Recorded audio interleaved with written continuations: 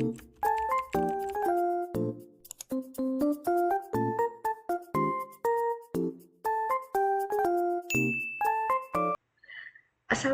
warahmatullahi wabarakatuh.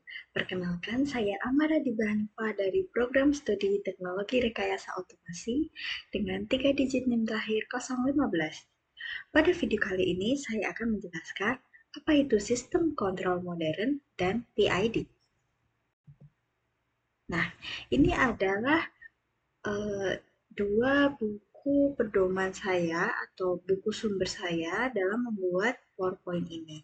Sebenarnya masih banyak lagi buku-buku selain dua ini, namun saya hanya bisa sertakan dua saja. Yang pertama yaitu buku Modern Control Engineering dari Katsuhiko Ogata, dan yang kedua ada Control PID untuk proses industri oleh Prof. Iwan Setiawan. Nah, apa aja yang kita bahas pada video kali ini? Yang pertama itu apa itu sistem kontrol? Yang kedua, apa itu feedback atau umpan balik? Yang ketiga, apa itu PID controller? Yang keempat, mengapa sih kontrol itu penting? Yang kelima, komponen utama pada sistem kontrol. Dan yang keenam adalah prinsip dasar PID dan contoh sederhananya. Nah, kita masuk pada poin yang pertama, apa sih sistem kontrol itu? Nah, sistem kontrol adalah mekanisme atau arsitektur yang dirancang untuk mengatur, mengarahkan, atau mengelola perilaku suatu perangkat atau sistem agar beroperasi sesuai dengan tujuan atau nilai yang diinginkan.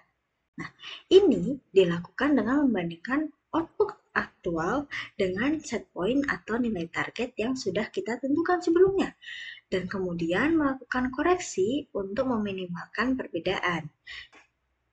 Nah, contohnya adalah termostat AC di rumah saat mengukur suhu ruangan, membandingkannya dengan suhu yang kita atur atau set point, dan secara otomatis akan menyalakan atau mematikan pemanas atau pendingin untuk menjaga suhu tetap stabil. Nah, untuk poin yang kedua yaitu apa itu feedback atau umpan balik. Dalam sistem kontrol, umpan balik atau feedback adalah proses di mana keluaran atau hasil dari suatu sistem diumpan kembali sebagai masukan untuk menyesuaikan dan mengontrol operasi sistem itu sendiri. Tujuannya adalah untuk membandingkan hasil aktual dengan hasil yang diinginkan atau titik setel atau bisa disebut dengan set point, mengidentifikasi kesalahan, dan melakukan tindakan korektif agar sistem dapat mencapai stabilitas, akurasi, dan sesuai dengan kinerja yang diinginkan. Nah, feedback ini adalah suatu proses ketika hasil pembacaan sensor itu berbeda dengan titik setel atau set point yang kita inginkan di awal. Nah, selisih hasil itu bisa kita sebut dengan error. Ini menjadi suatu tindakan korektif agar sistem itu dapat mencapai stabil, akurat, dan sesuai dengan kinerja yang diinginkan.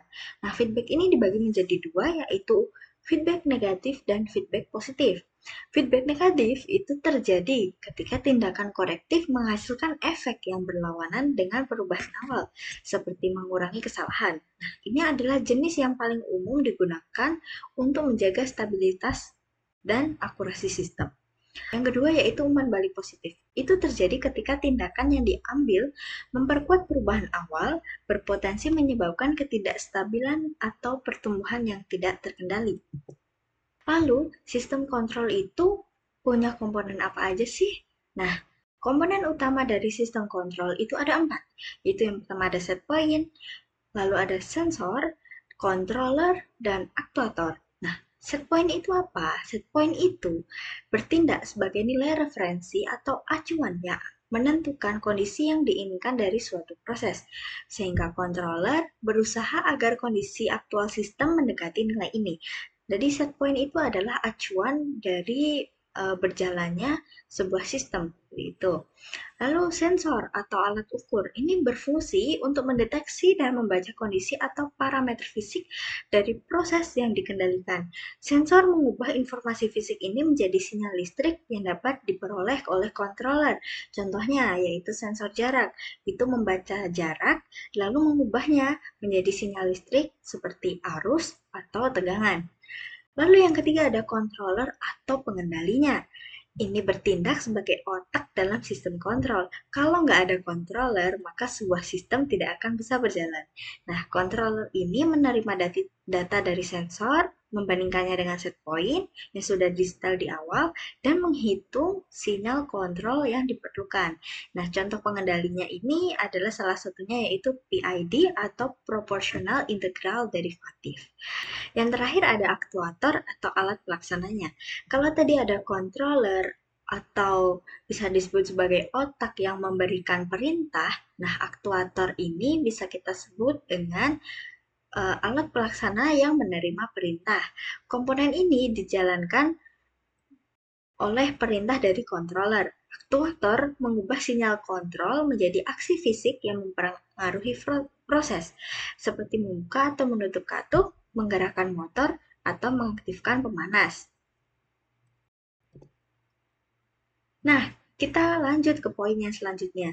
Apa sih sistem kontrol PID itu? PID ini adalah singkatan dari Proportional Integral Derivative, sebuah algoritma kontrol umpat balik yang paling umum digunakan dalam sistem kontrol industri. Nah, sistem kontrol PID ini bekerja dengan menghitung kesalahan atau error antara nilai proses yang diinginkan atau set point yang sudah kita setel dan nilai proses yang terukur pada sensor. Nah, kemudian ia berusaha meminimalkan kesalahan ini dengan menyesuaikan output proses. Nah, ini adalah gambar dari gambar diagram blok dari sistem kontrol PID. Jadi ada set point, lalu menghitung error, memerintahkan PI dan D, lalu memerintahkan proses, lalu ke outputnya. Nah, ini ya, PID itu proportional integral derivative. Nah, apa sih proportional integral derivative itu? Yang pertama, proporsional. Itu menyediakan respon cepat berdasarkan kesalahan saat ini. Nah, memberikan respon instan terhadap kesalahan. Semakin besar kesalahan, semakin besar koreksi yang diberikan. Nah, P ini bertanggung jawab atas kecepatan respon awal. Lalu yang kedua ada integral atau I, itu mengoreksi kesalahan yang terakumulasi dari waktu ke waktu, jadi sepanjang waktu, dan menghilangkan offset. Menghilangkan kesalahan sistem yang persisten atau offset dengan mengintegrasikan kesalahan dari waktu ke waktu. Nah, I ini menjamin akurasi jangka panjang mencapai set point tanpa sisa kesalahan. Lalu yang ketiga ada derivatif atau D, itu memprediksi perilaku sistem di masa depan berdasarkan laju perubahan kesalahan. Berdasarkan laju perubahan kesalahan, komponen ini membantu mencegah overshoot atau melampaui target dan mengurangi osilasi sehingga sistem lebih stabil. Jadi PI dan D ini mempunyai tugasnya masing-masing, di mana P ini bekerja pada saat ini, I itu bekerja pada masa lalu, dan D itu bekerja pada masa depan. Nah, bagaimana sih cara kerja sistem kontrol PID ini? Nah, kita ilustrasikan dengan pemanasan air. Bayangkan, kita ingin memanaskan air tepat ke suhu 90 derajat Celcius. Nah, proses ini pasti membutuhkan kendali yang presisi agar air tidak terlalu panas atau terlalu dingin. Cara kerja Pi yaitu ketika suhu air jauh dari 90 derajat Celcius, misalnya masih 25, komponen Pi akan segera memberikan daya pemanas yang besar untuk mempercepat kenaikan suhu. Semakin dekat dengan 90, daya akan berkurang secara proporsional. Cara kerja I, setelah suhu mendekati 90 derajat Celcius, mungkin ada sedikit selisih, misalnya 89 derajat. Komponen I akan terus meningkatkan daya pemanas sedikit demi sedikit seiring waktu untuk menghilangkan selisih kecil ini, memastikan suhu yang dihasilkan itu tepat di 90 derajat Celcius. Lalu cara kerja D atau derivatif. Jika suhu mulai naik terlalu cepat menuju 90 derajat, komponen D akan mendeteksinya dan mengurangi daya pemanas sesaat untuk mencegah suhu melampaui 90 derajat atau overshoot, dan kemudian berisolasi naik turun. Nah, ini membuat transisi ke 90 derajat itu lebih mulus dan stabil. Nah, ketika komponen P, I, dan D ini bekerja secara bersamaan, itu akan menghasilkan sinyal atau output yang stabil. Nah, sistem PID ini seperti koki berpengalaman yang terus mencicipi masakan, menyesuaikan bumbu, dan mengontrol api agar hidangan sempurna. Contohnya apa sih sistem PID ini? Nah, ini ada 3 contoh sistem PID di industri ya. Namun ini hanya contoh kecil, sebagian saja, dan masih banyak yang lain. Yang pertama itu ada pengontrol suhu oven. Nah, PID ini berfungsi untuk menjaga suhu konstan dan seragam untuk memastikan kualitas produk, seperti pada pembuatan keramik atau pengolahan makanan.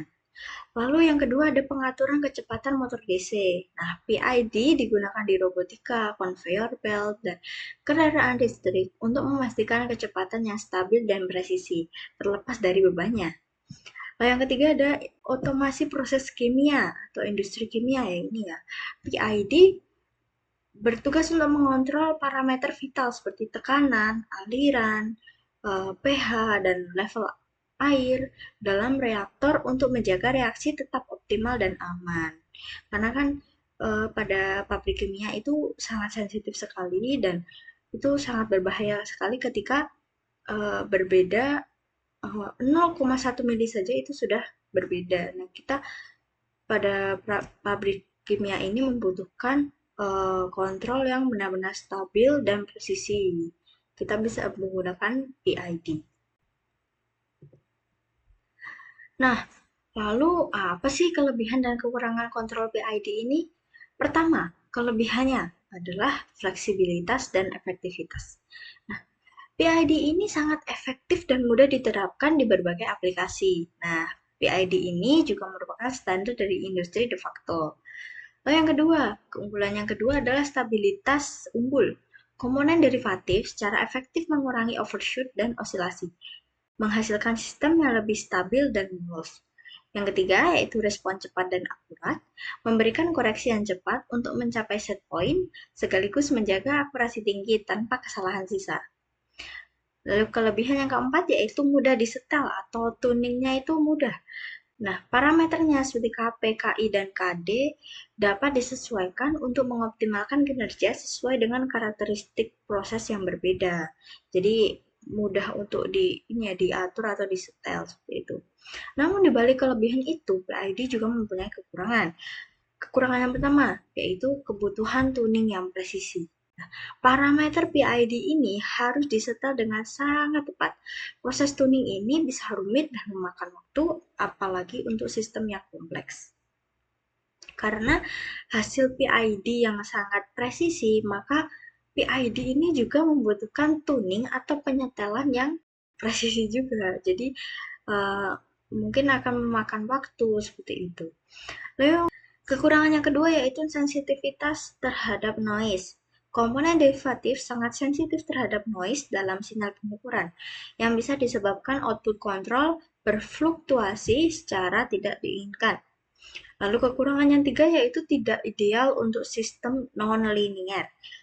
Nah, PID ini hanya dirancang untuk sistem linear.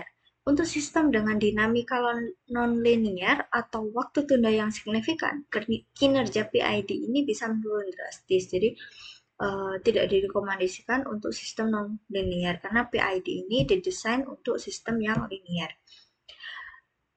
Lalu kekurangan yang keempat yaitu integral wind up. Nah, ketika aktuator mencapai batas saturasi atau katup, contohnya katup terbuka penuh atau tertutup penuh, sementara kesalahan masih ada atau errornya masih ada, komponen integral akan terus mengakumulasi kesalahan. Nah, ini menyebabkan wind up. Ini bisa mengakibatkan overshoot besar atau respon yang lambat saat sistem kembali ke rentang operasi yang normal. Nah, di balik kekurangannya itu, kita punya solusi untuk mengatasi kekurangan dari PID. Bagaimana caranya? Yang pertama, kita melakukan tuning otomatis dan adaptif.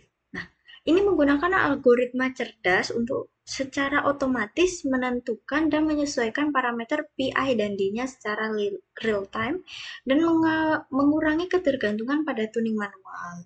Jadi kita tidak perlu menyetel secara manual, eh, kita menggunakan algoritma cerdas atau program code gitu ya untuk mentuning si PID ini secara otomatis. Lalu yang kedua ya, ada penggunaan filter dan anti wind up. Nah, menerapkan filter pada sinyal input untuk mengurangi efek noise pada komponen D. Lalu mengimplementasikan teknik anti wind up pada komponen I. Lalu yang ketiga adalah kombinasi dengan kontrol lanjut. Untuk sistem yang sangat non-linear, PID sering dikombinasikan dengan metode kontrol lain. Misalnya, model predictive control, fuzzy logic, untuk kinerja yang lebih optimal. Jadi di balik kekurangannya eh, itu kita bisa atasi dengan menerapkan tiga hal ini. Nah, kesimpulan dari video kali ini adalah sistem kontrol PID adalah algoritma kontrol paling fundamental dan banyak digunakan di berbagai sektor industri, dari manufaktur hingga otomotif. Meskipun memiliki beberapa kekurangan, dengan pemahaman yang mendalam tentang prinsip kerjanya dan teknik tuning yang tepat, PID ini tetap menjadi solusi yang sangat efektif dan andal untuk meningkatkan efisiensi, akurasi, dan stabilitas proses. Nah, seiring berkembangnya teknologi, inovasi pada sistem PID dan integrasinya dengan teknologi cerdas lainnya akan terus memperkuat perannya dalam membentuk masa depan otomasi global. Sekian penjelasan dari saya. Bagaimana? Dengan menonton video ini, apakah kalian jadi tahu apa itu sistem kontrol PID? Baik, terima kasih. Wassalamualaikum warahmatullahi wabarakatuh.